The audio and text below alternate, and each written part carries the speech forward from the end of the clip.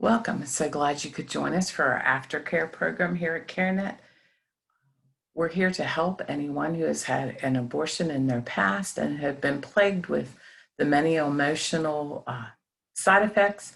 I'm here to share my testimony with you, and I'm just happy you're here because you do matter, and we do everything confidentially.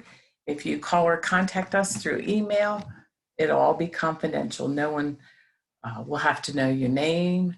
But if you do want to call back, I need your zip code so I know which area code or which time zone you're in so I can call you back and not in the middle of the night. I'm here to tell you about my abortion. I'm just going to share a small little piece of it, but I was 15 and had an unwanted pregnancy. No one was there to support me. My parents wanted an abortion. My medical doctor thought it was good I had an abortion. And so I followed through. And that day I went to the abortion clinic. It was cold. It was very mechanical. And I left with a broken heart and a lot of emotional baggage that I had never dreamed I would have because they told me it was a quick fix. So there I am, going through all these emotions, not telling anyone. They told me to keep it a secret. And do you know what? Secrets are easy to keep, but they keep us in bondage. And I was in bondage for many years because I wouldn't tell anyone. And I wouldn't tell anyone how I was feeling. And I didn't know that some of these things that I was feeling was the result of the abortion. I remember when I had my first child, I was laying in bed, and the nurse said, "Oh, let's take a survey." And so when she went to say, "Is this your first child?" I said, "Yes," because it was to me. And she said, "Oh, I see you had an abortion." And I wanted to scream and holler with tears running down my face. I didn't think anybody would know. I thought this was the quick fix. So let me go on to share a little bit of the different emotions and the different side effects to all this. And we will talk more later of my testimony. So the first part of it is, do I need aftercare? Some emotional effects. Well, the ones that jump out at you, those are the ones that usually are affecting you. So you want to have a notebook and just write it down a little bit so we could talk later. The first one was guilt and shame, depression and crying, intense grief and sadness, anger and rage. I dealt with all four of these in a very intense way. I cried and cried for days, weeks, months, years, and I couldn't fill that hole inside of me. There was just something I lost when I walked out of that abortion clinic. I couldn't tell anybody, I had no one to talk to, no one understood my story. So I found an aftercare program and I heard many stories of women who've had the same experience.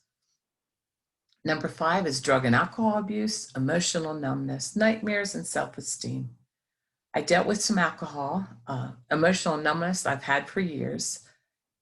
The low self-esteem, I just had no self-esteem. I just felt like I was unworthy.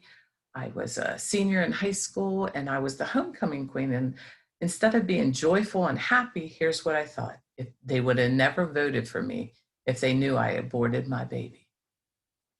Not too happy, was I? Eating disorders, suicidal urges, sexual problems, and inability to forgive yourself. I dealt with eating disorders. I had suicidal urges. I had intimacy problems in my marriage once I finally got married. And the inability to forgive myself, well, let me just say it was 11 years or more before I came to a program and realized that I could forgive myself and I could let all this go. So I'm here to tell you that you're not alone. The desire to become pregnant again and the problems having children physically and emotionally is another two that some women deal with. I don't think I dealt with that in an intense way, but every one was just a little bit. I had a little bit of those. So, do you need to continue the aftercare process? Take time to ponder these questions, and of course, you can't circle the ones on your screen, but you could write them down, the numbers, and then go back and review them if you need to, or you can always call, text, or email me. Do you find yourself struggling to turn off the feelings connected to your abortion, or do you find your self-talk telling yourself over and over again to forget it? I couldn't forget it. I don't know about you, but I just couldn't forget it. When the word abortion is used, do you find yourself running out of the room, uh, tightness in your chest, You hold your breath, even when it's on the media, like TV or radio. They talk about it. I would just tense, freeze, have a panic attack, and out the door I would go. I just couldn't hear the word and function. Are you affected by physical reminders of your abortion, babies, pregnant women, babies' clothes, or children? Some women are, some women aren't. Do certain times of the year trigger you with depression or sickness, such as anniversary dates of the abortion or children's expected birthdays? I know mine was in the fall, so fall's a hard time for me. I tend to get a little bit more on the depression side and sadness after the abortion, where I never had it before. Does resentment or unforgiveness plague you towards anyone which is involved with your abortion? Parents, boyfriends, the abortionist, friends, or husband? I had a lot of unforgiveness, 11 years of it. It was really, really bad. And we will talk more about that in lesson 3 when we talk about letting go of our anger. Did your attitudes towards relationships change after your abortion? Did you avoid relationships or have a difficulty with intimacy? Most relationships don't last after an abortion. I'm sad to say, the statistics prove that most people do break up. And it's not just the women, it's the men too that struggle with a lot of this. Are you faced with another unwanted pregnancy? Have you rationalized why life is better without the child in your life today? Has substance abuse plagued you or increased? Has depression and suicidal thoughts plagued you? Once again, I did struggle with a lot of depression and suicidal thoughts.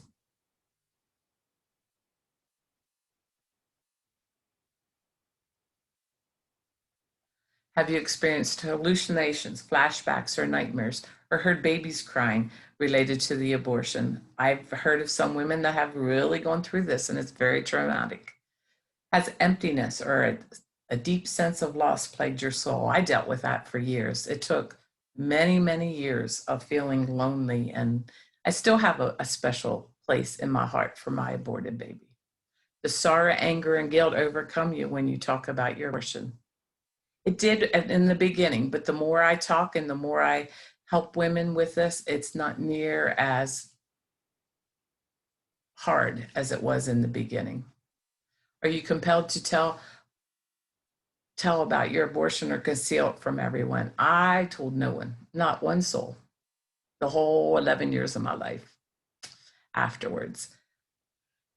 Some people do, a lot of people don't. Are you driven to succeed in career or education? Do you strive to make your relationship successful to prove the abortion was the right choice? Sometimes we replace all that energy we are feeling inside and we put it into our careers or our relationships or our education. And do you have difficult time bonding with your children?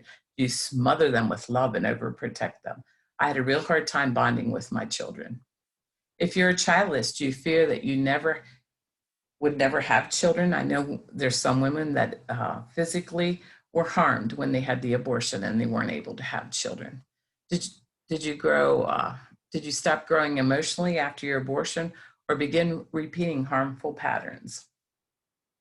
I became very withdrawn, and it took years for me to overcome this. Are you punishing yourself or denying yourself? Does an eating disorder plague you? I dealt with that quite a bit. And I'll tell you more in a couple of the other lessons. Is life in sections before the abortion and after the abortion? Has your self-esteem changed? I would say when I was 15, it felt like life stopped. And then I finally worked through some of the areas of abortion, and then life began again. And yes, my self-esteem was totally changed after I had the abortion. Is death and dying preoccupation? And are your abortion memories more painful than the actual experience? I can actually say that my experience with the abortion was very painful physically, but emotionally, I carried around the baggage of guilt and shame, of unworthiness, of thinking God would never, never, ever love me ever again. So if you need to speak with me or someone is available, there's an email on the bottom of the screen and a number that you can text or call. Feel free. We are here to help you. You matter. there's other women that are willing to share their stories as well as we continue on these lessons. There's about 6 lessons total. And the next lesson, lesson 2, is your story does matter. And there's power in putting your story to words or to a listening ear. So I ask that you would just contact us if you would like, or I'm available anytime. And I just so appreciate you finding us and working through these lessons in your aftercare program. Bye now.